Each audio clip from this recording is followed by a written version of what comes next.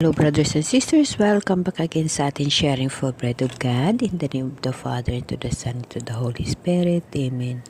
Lord, maraming salamat sa lahat ng mga bagay na ipinagkaloob mo sa akin at sa mga bagay na kung saan aking natutuhan ang lubos na pag-uunawa at pagsunod sa landas ng gusto mo sa buhay ko. Lord, maraming salamat aking Panginoon.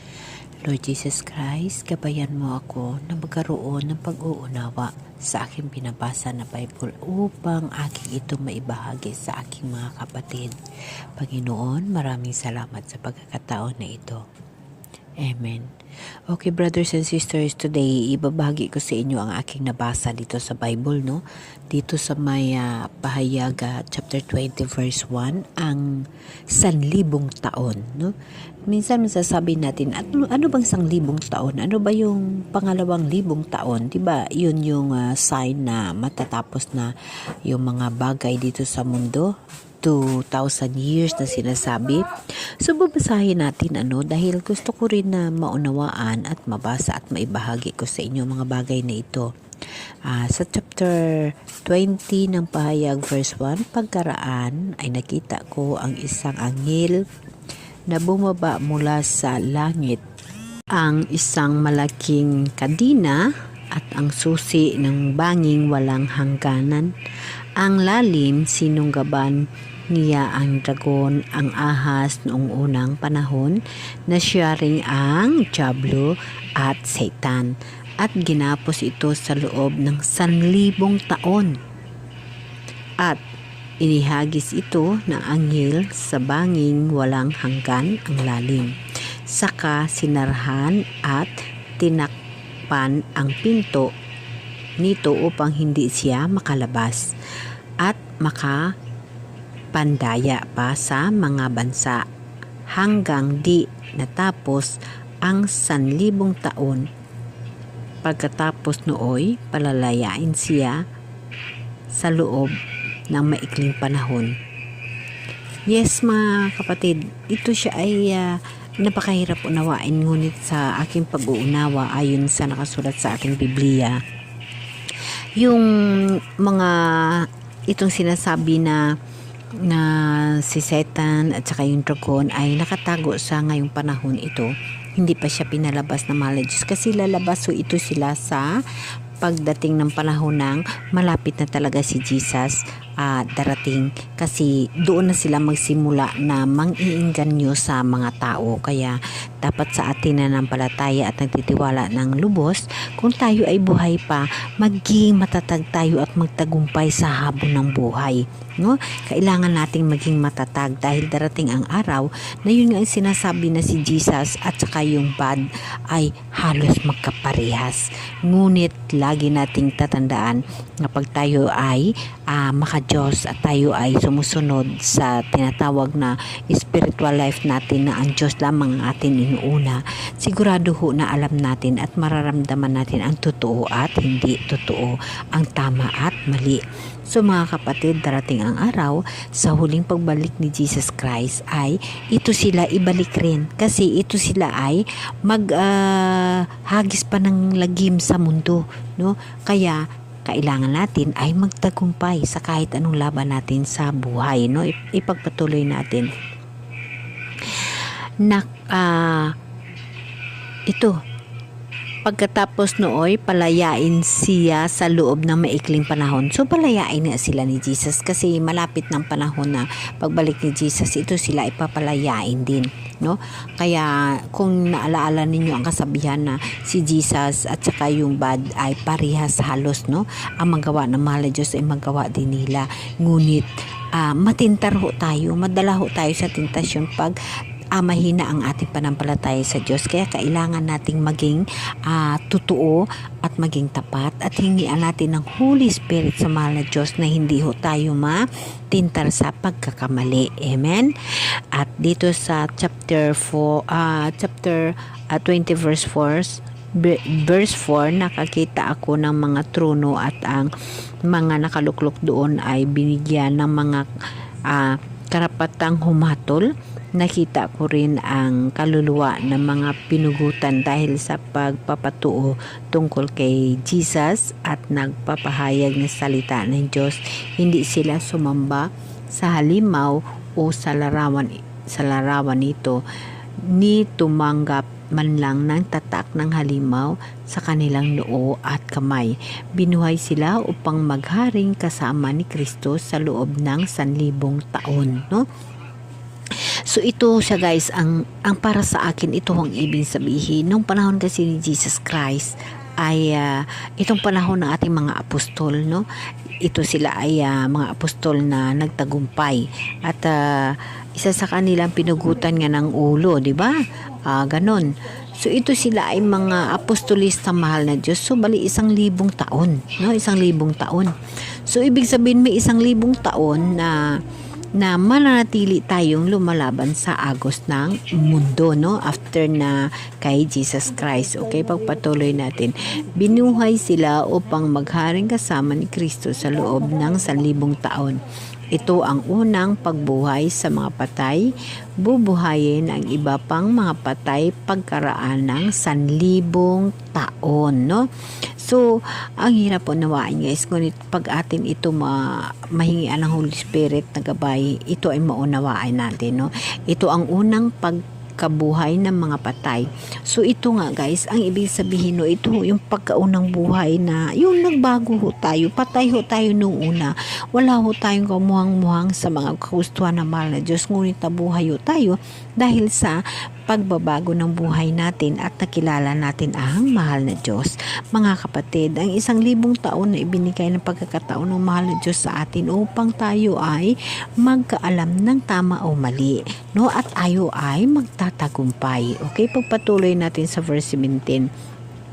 Nakita ko naman ang isang anghel na nakatayo sa araw.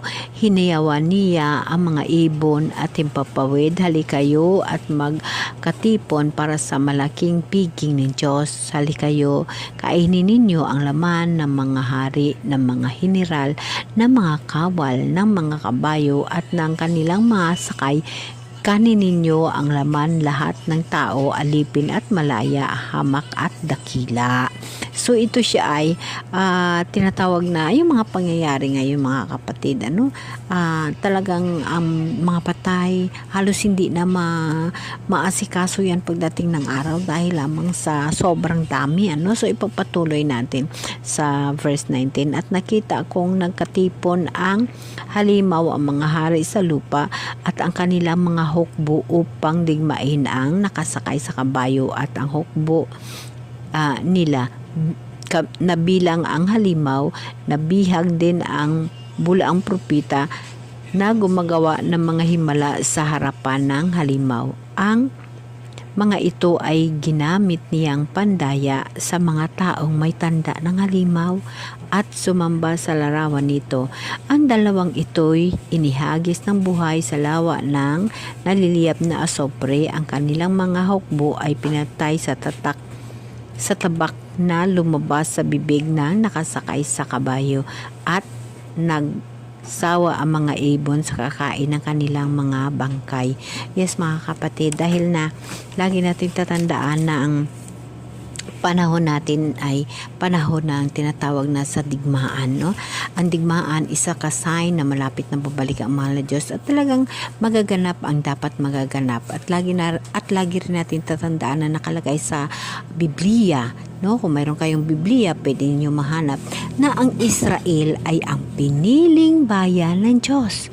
Ang Israel ay bansa na kung saan pinili ng Diyos at protektahan niya ito. Kaya nga mga kapatid, diyan natin makikita, no? Minsan sasabihin natin kwentong alamat-alamat lang ito ng buhay ng tao sa mundo, pero sa katotohanan, kung mayroon kayong Bible at kung nagbabasa kayo ng Bible, ito lahat ay inyong maunawaan ng lubos, no? At aking nabasa rin dito sa Bible, sa susunod ko na video ibigay ko sa inyo kung saan ba na bahin dito sa Biblia nakalagay na tinatawag na ang Israel ay bayan ng mahal na Diyos. Ang Israel ay pinili niyang bayan at kanyang bayan at kanyang protektahan. Kaya nga mga kapatid, lagi nating tatandaan na pagdating ng araw ng paghukom ng mahal na Diyos, ilabas pa ang matawag natin na Andragon at saka yung si Satan, yung ahas, ilalabas pa ho sila nun kasi sila ang halos magkasabayan sa kwento ito pero sa katotohanan na sa Bible ho natin makikita. Ito sila ay lalabas at kagaya sa mga tao ng mga propita na mahal na Diyos na tumuturo, sila din gagawa rin ng paraan upang matintar ang mga tao. Kaya mga kapatid, dapat natin lagi tatandaan ang mga bagay na ito. So dito nga sa tinatawag na ang pagkatalo ni Satan, o titingnan niya natin dito, babasahin natin dito sa chapter 20 verse 7. Pagkatapos ng 1,000 taon, palayain si Satan, lalabas siya upang dayain ang mga bansa sa buong sanlibutan, angkog at magog. Titipunin sila ni Satan at isasama sa pagkigdigma. Yes mga kapatid, ito ho ay mga simbolo ho ng mga country per country natin, no? Pakinggan natin, no? At titipunin sila ni Satan at isasama sa pakikipagdigma. Sindami ng buhangin sa tabing dagat ang hukbong ito.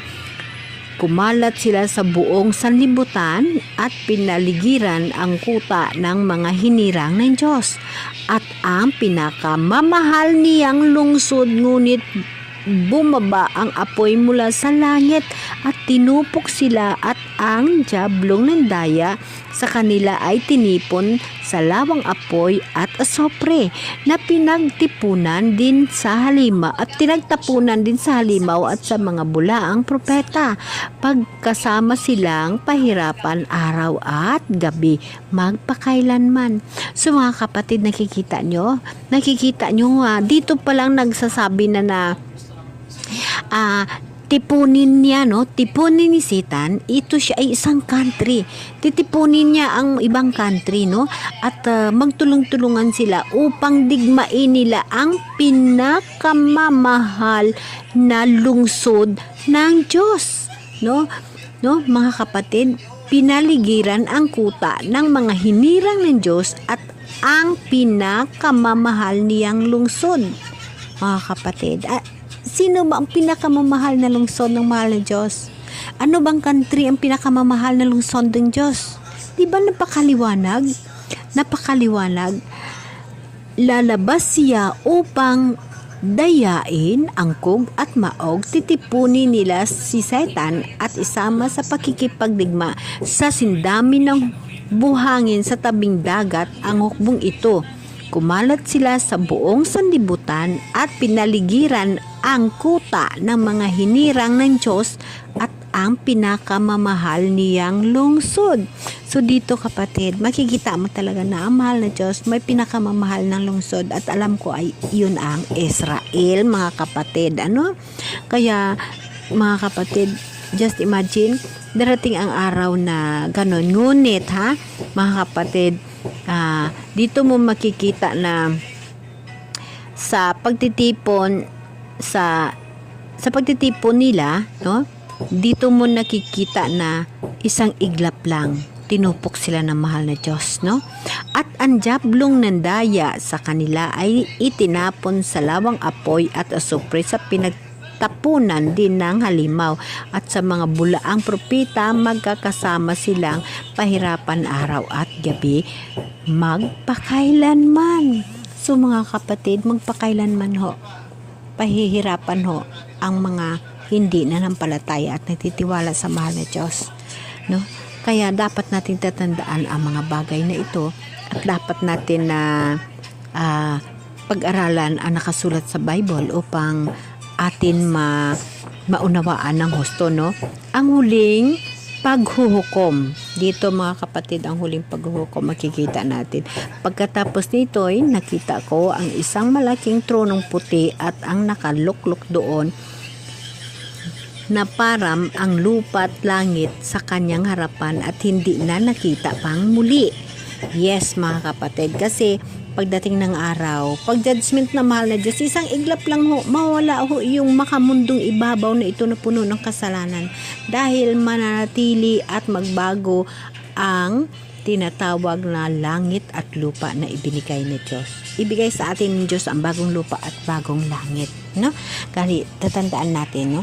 Isang iglap lang ho yan sa isang pisik mata, sa isang pikit mata ho natin, magbago ho ang mundo. Tatandaan ho natin na sa paghukom ng mahal na Diyos, isang pikit mata lang natin, magbago ang mundo. Amen?